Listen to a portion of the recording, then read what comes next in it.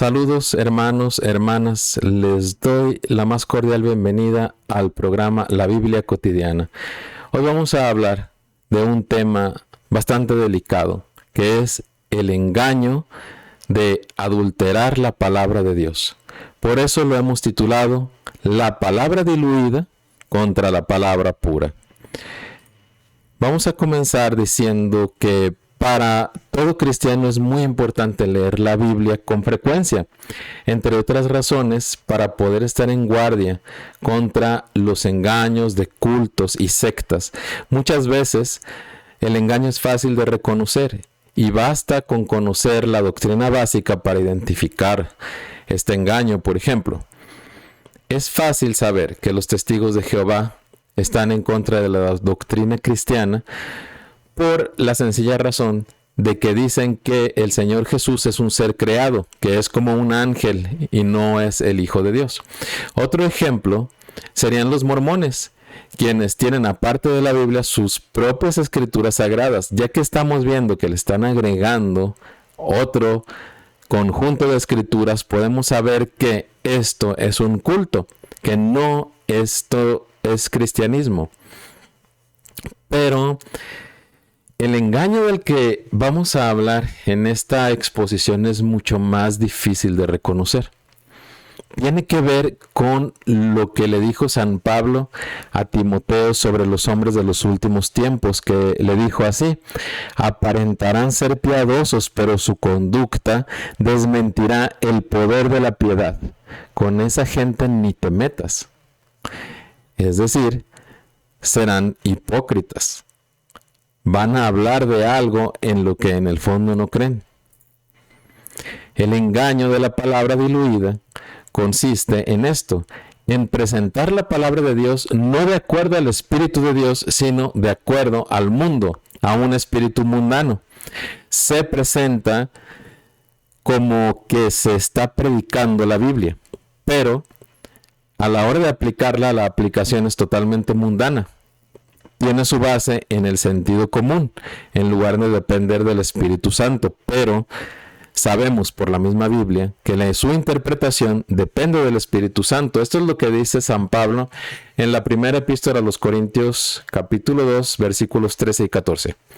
Esto es precisamente de lo que hablamos, no con las palabras que enseña la sabiduría humana, sino con las que enseña el Espíritu, de modo que expresamos verdades espirituales en términos espirituales. El que no tiene el Espíritu no acepta lo que procede del Espíritu de Dios, pues para él es locura. No puede entenderlo porque hay que discernirlo espiritualmente. Y aquí en este esquema tenemos la interpretación correcta, que es depender del Espíritu Santo en general a la hora de interpretar la Biblia y de aplicarla. Y lo que hace la palabra mundana, la palabra diluida, es interpretar la Biblia, forzar la Biblia para que quepa en las ideas y las ideologías del mundo. Vamos a ver ejemplos de esto que estamos diciendo para que quede más claro. Estas son algunas estrategias de diluir la palabra de Dios. Una de ellas, muy común, es descontextualizar versos. Por ejemplo, alguien no quiere ayudar a los pobres, y aunque es un deber cristiano, dice: el que no trabaje, que no coma. Eso es descontextualizar un verso que viene en 1 Tesalonicenses para justificar no ayudar. Entonces, descontextualizar versos es una estrategia. Otra es añadir algo que la Biblia no está diciendo. Una vez escuché a un predicador que acostumbraba a hacer esto, descontextualizar la palabra de Dios y también añadir cosas. Estaba explicando sobre Ananías y Zafira y dijo que Ananías y Zafira murieron. Recordemos que Ananías y Zafira murieron como juicio de Dios. En Hechos 5 está esta historia de que ellos mintieron al Espíritu Santo y por eso cayeron muertos. Eso fue algo que aconteció precisamente bajo el ministerio de Pedro en ese momento. Ananías y Zafira murieron, pero decía este predicador, se fueron al cielo. No hay problema porque se fueron al cielo. Eso es agregar algo que la Biblia no está diciendo. La Biblia en ningún momento dice que se fueron al cielo. No dice nada sobre su salvación. Pero, ¿por qué un predicador se siente obligado a aclarar esto? Porque no quiere que la palabra incomode. No quiere que la palabra llame a la obediencia. Solamente busca agradar a sus oyentes. Otra estrategia, por ejemplo, es atenuar la palabra. La Biblia nos habla mucho del temor de Dios, por ejemplo. Pero una vez también escuché al predicador decir, el temor de Dios significa reverencia. El temor de Dios solo significa reverencia. Varias veces he escuchado esto. Que alguien diga esto puede tener que ver con que no quiere incomodar a sus oyentes.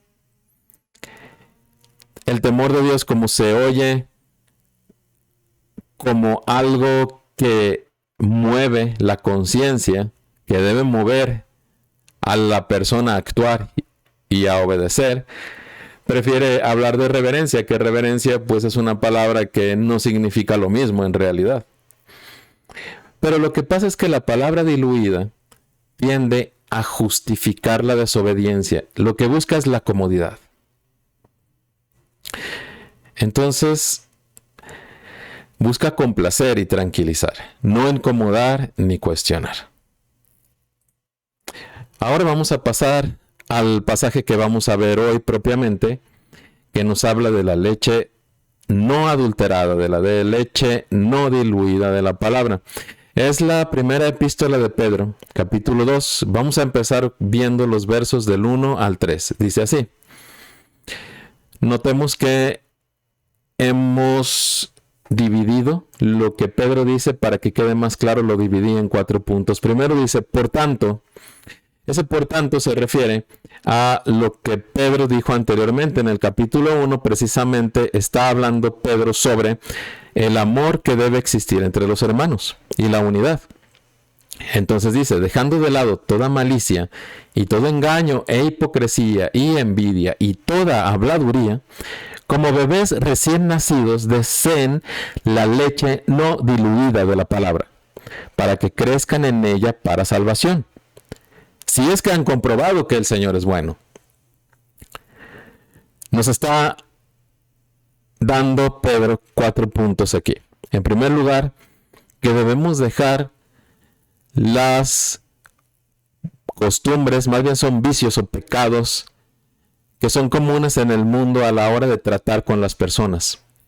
En el mundo la gente trata con las demás personas con malicia, engaño, hipocresía, envidia, habladurías, chismes. Esto no debe suceder en la iglesia, dice Pedro, tenemos que dejarlo. ¿Y cómo lo vamos a dejar?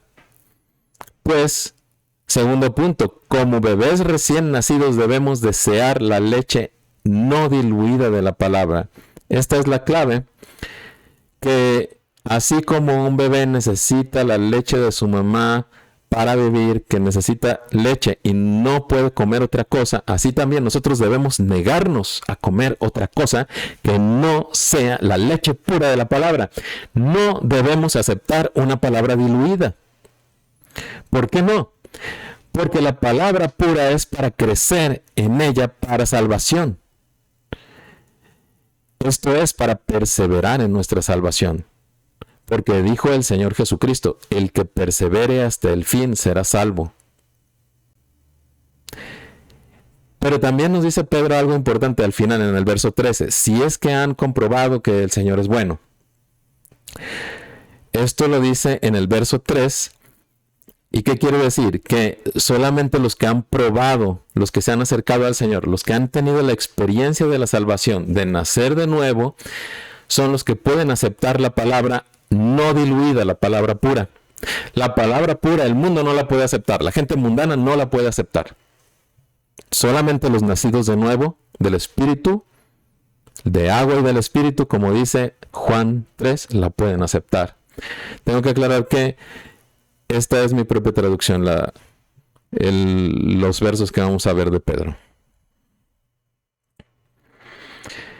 Entonces vemos que la palabra pura conlleva un cambio en la vida de la persona. Ya no puede seguir en sus prácticas mundanas de hipocresía, engaño.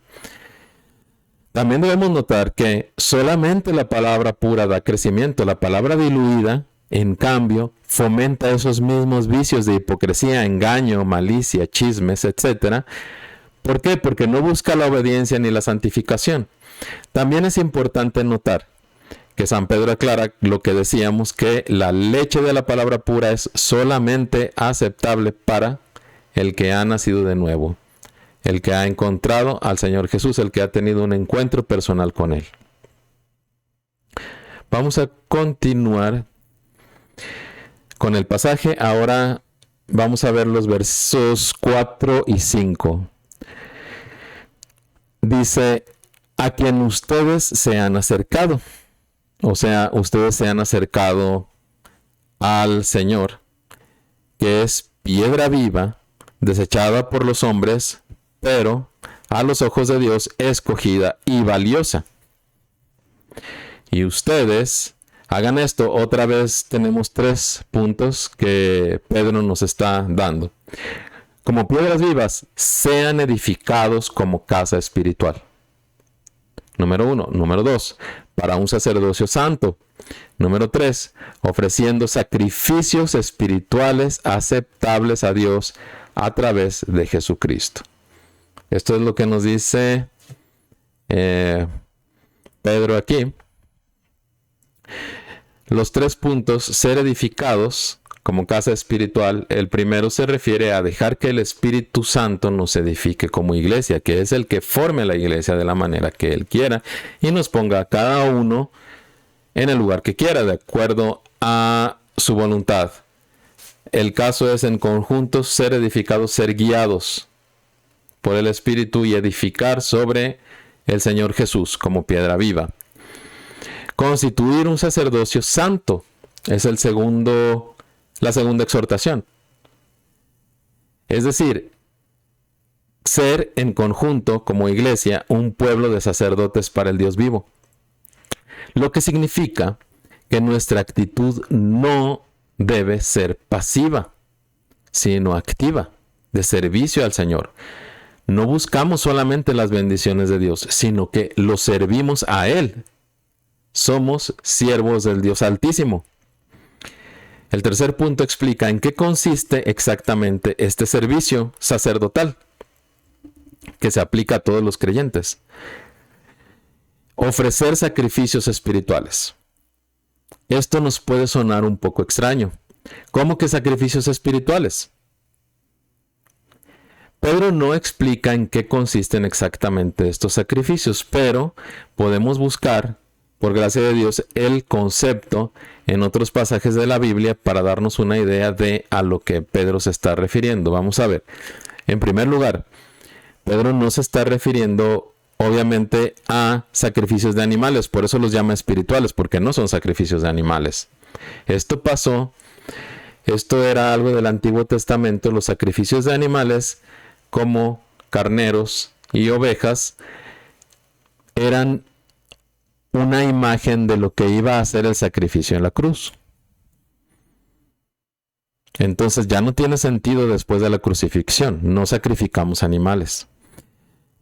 En segundo lugar, no se trata de sacrificios que le ganen a uno la salvación, porque nuestra salvación fue comprada en la cruz. No son sacrificios para ganar la salvación ni para ganar el perdón. Los sacrificios espirituales, según están explicados en otros pasajes de la Biblia, son los siguientes. Sacrificio de acción de gracias. Dice el Salmo 50 en el verso 14, ofrece a Dios sacrificio de acción de gracias y cumple tus votos al Altísimo. Luego, otro tipo de sacrificio espiritual son nuestros cuerpos como sacrificio vivo. Dice Romanos 12, verso 1.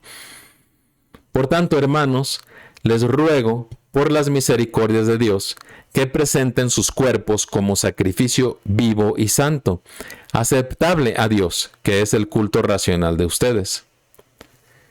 Luego tenemos las ofrendas. En general, eso también es un sacrificio espiritual. Lo dice San Pablo en Filipenses 4:18.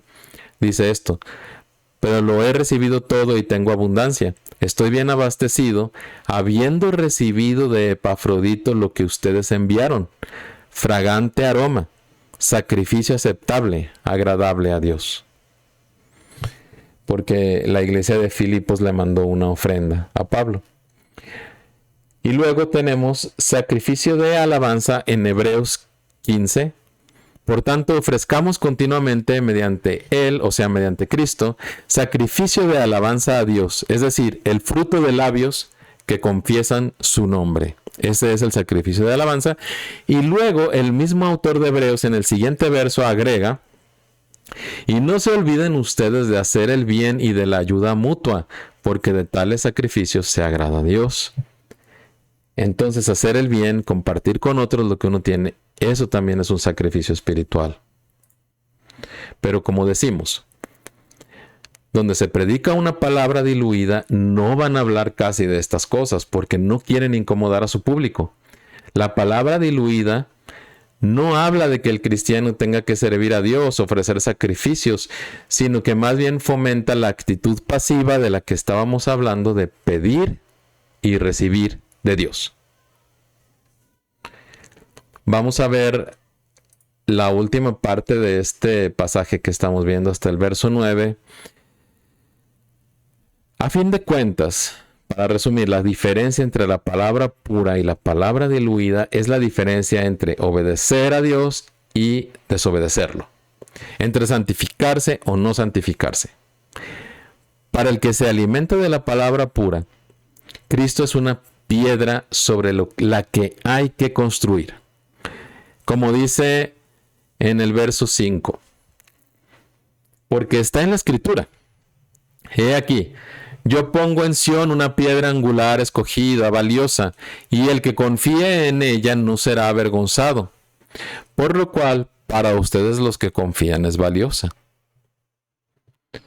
Pero, también nos dice, Cristo termina siendo piedra de tropiezo para los que aceptan la palabra diluida, porque terminan en la desobediencia, como leemos.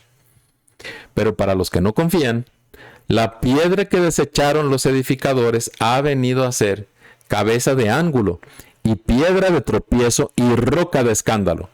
Tropiezan en la palabra, desobedeciendo, para lo cual estaban destinados. Esto es muy duro, ya que estas son personas que no rechazaron abiertamente el Evangelio, pero que solamente se quedaron en la religión, con la actitud religiosa superficial. No edificaron sobre las enseñanzas de Cristo. Les gusta la idea de que la salvación sea gratis y quieren recibirla, pero no quieren obedecer ni santificarse. Y esto es una posición muy peligrosa, porque en el peor de los casos, la gente puede estar engañada sobre su salvación, ya que el Señor Jesús aclaró que no todo el que le dice Señor, Señor entrará en el reino de los cielos, sino solo el que hace la voluntad de su Padre que está en el cielo. Así lo dijo en el Sermón del Monte. En cambio, mediante la palabra pura, uno se va constituyendo en un pueblo santo, se va formando un pueblo santo y uno es parte de ese pueblo, como leemos en el verso 9. En cambio, ustedes son linaje escogido, real sacerdocio, nación santa, pueblo para posesión de Dios, ¿se entiende? Para que anuncien las excelencias del que los llamó de las tinieblas a su luz admirable. Así que vemos que, ya que la palabra pura lo ha alimentado a uno puede alimentar a otros, porque dice que uno debe anunciar las excelencias del que nos llamó de las tinieblas a su luz admirable. Podemos ser así luz para otros.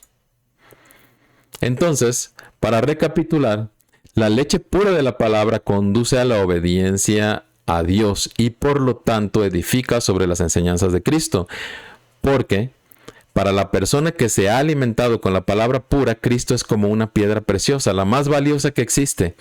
De manera que la palabra pura va formando un pueblo santo que puede proclamar las grandezas de Dios y servir a Dios con sacrificios espirituales.